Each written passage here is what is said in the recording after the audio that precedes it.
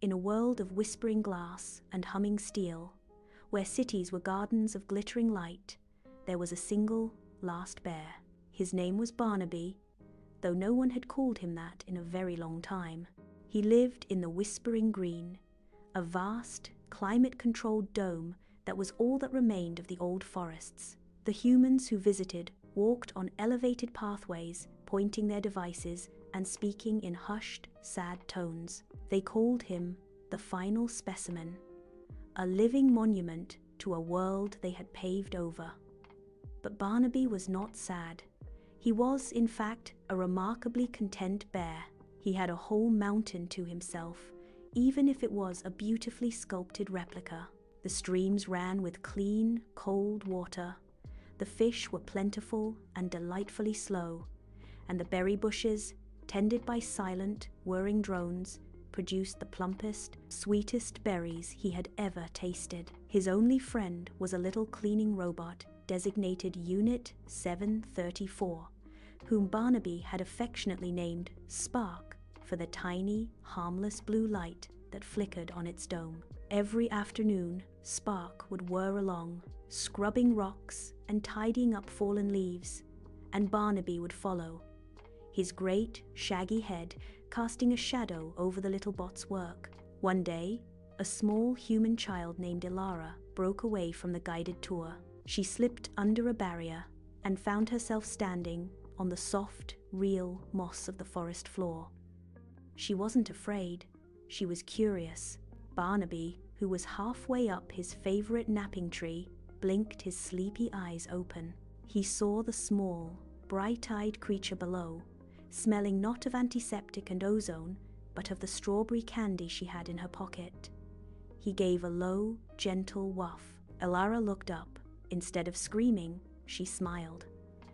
"You're so big," she whispered. Barnaby, feeling sociable, decided to show her his best trick. He lumbered over to his secret stash, a hollow log, and pulled out a large, plastic honey jar, a treasure he'd found years ago and kept for special occasions. It was, of course, empty, but he loved the way it smelled. He plopped down, put the jar on his head like a hat, and crossed his eyes trying to look at it. Ilara giggled, a sound like ringing bells that echoed through the dome. It was a sound the forest hadn't heard in a century.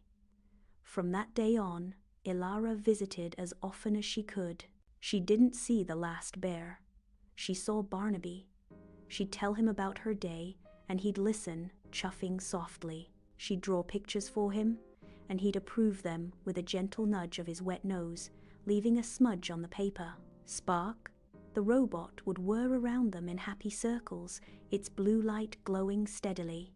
The humans in charge of the Whispering Green noticed the change. The biometrics scrolling across their screens showed a marked improvement in Barnaby's vitals.